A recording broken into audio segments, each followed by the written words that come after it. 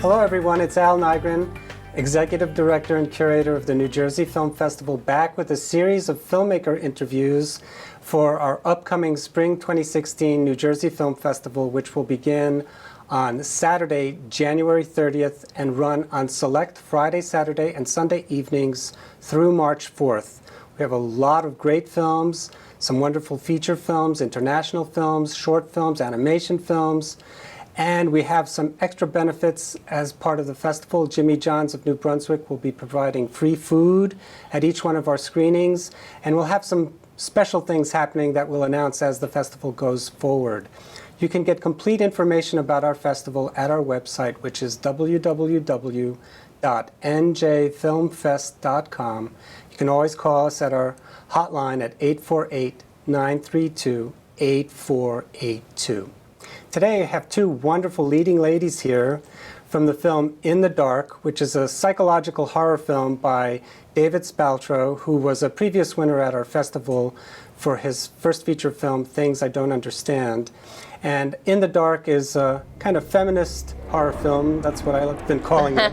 And today we have two of the lead actors here. We have Fiona Horrigan and we have Catherine Cobb Ryan. Welcome. Thank you. Thank you. So please, knowing David fairly well, how did you guys get involved with this film? Actually, first I wanted to say that Things I Don't Understand was his second feature he had around. Yes, he had thank you for correcting me. I feel awkward. I thought his first film was short, but I guess it wasn't. No, it was actually it was a feature. Because it's part of a trilogy. Right, yes, right. Yes. And he's in the process of doing his third one in Wake Up in New York. Yeah.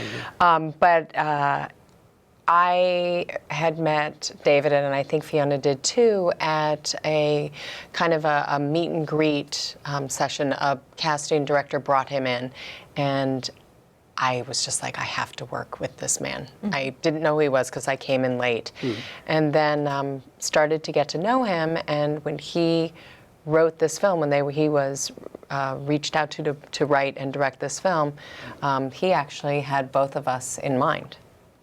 So when he wrote it. So tell us a little bit about the film, Fiona. I mean, what is the premise for this film?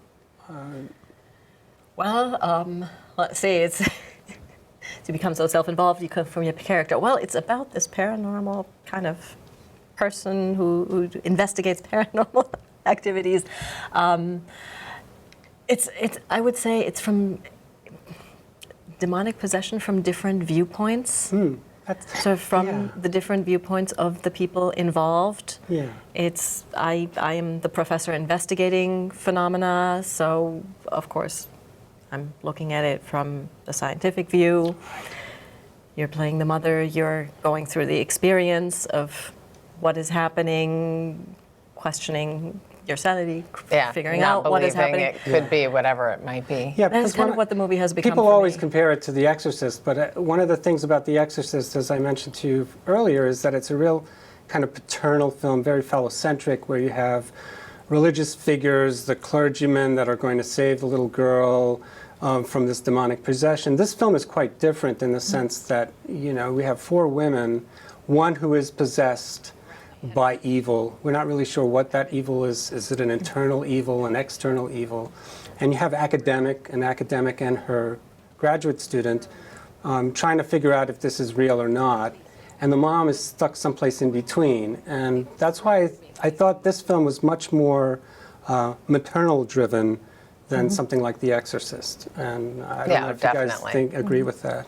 Yeah. I would say it's also at the same time it's a love note to The Exorcist, and there's nods to all sorts of different movies in the genre, but loving nods going just the inspiration. Yeah, and even something like The Babadook, you know, the mom and the child, which he saw after we had made this, and he said, if I just had a bigger budget, I could have done more of those things. Were some of the things he had in mind. Yeah.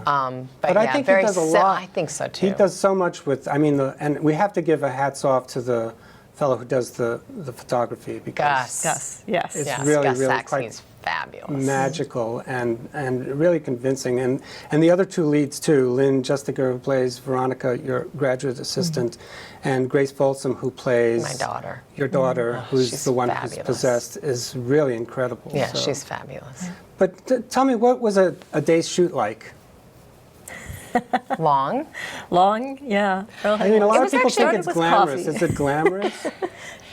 Well, you start with a lot of coffee. Yeah, no, it wasn't, it's not glamorous, but actually this set was really well run. It was, you know, it was very lean and focused, and because David and Gus had worked together before, and then Gus brought along Andrew for lighting, who they worked together before. That was really good communication. I mean, it really went very smoothly. Yeah, I think we may have had 1 or 2 days where, because things always go wrong or take Right, where longer something than happens. you think they will. But it was final all scene very was pleasant challenging. as an experience. How long did the whole process take? I mean, They say somewhere between 11, 12 days for the somewhere, shoot. right? for the shoot, and the actual film took about a year to make, maybe 6 months. Yeah, I think less. faster. Longer Less than that, really, yeah. no, shorter. Yeah. It was, well, I think he wrote it in the spring. We were shooting it by the fall, and it was done by the beginning of the new year. It was really impressive. He nose to the grindstone. Yeah. I guess this film is also set in New York City? In Brooklyn. In Brooklyn, wow. And the space that you used was the same space, or were there a variety of different spaces used? It was the same space, though you had a day. Well, I had a day in a different space from what my office was, but for your house, Right, that it was used, it was a single house. It was a single house. Well, you know, we have a little bit more time, but I hope you guys can come to the screening. I'm not sure if you're Well, going to be able to. I'm 'Cause hoping, my it's- family might even be able to come. I'm hoping, because it's our opening night, and that's usually a really very prestigious spot in the schedule. And we'll be screening your film on Saturday, January 30th, starting at 7 p.m. I'll be in there. our state-of-the-art facility. It's a I think I will. high-definition projection. It's a nice space. It's Voorhees Hall, room 105. It's located on the College Avenue campus of Rutgers University, about a block away from the New Brunswick train station. Oh, great. And I'm so excited that you guys can come. I know that David's going to be there. Yeah. So the director will be there. So, folks, if you need more information about this film, please go to our website, njfilmfest.com, and click on where it says Schedule for the Spring 2016 New Jersey Film Festival, and work your way down the page. And at the very bottom, you can find out how you can purchase tickets in advance, parking, driving directions, and that kind of stuff. So I hope that you can join us, and I hope that you can too. Thanks so much for both of you coming. I really Thank you. appreciate it, Appreciate talking about being the here. film. Thanks so Good, much. thank you. I don't understand why it's happening to us. I mean, did we do something? Did I do something? You didn't do anything, Bethany. I'm sorry. I guess I'm a little bit of a mess here. It's okay. It's okay to fall apart sometimes. We pick ourselves up, stay strong. And is your family particularly religious? Like church and stuff? No. I mean, we went to church a few times, and Mom prayed a lot when Dad... I guess it didn't stick. We often find strength in the unlikeliest of places.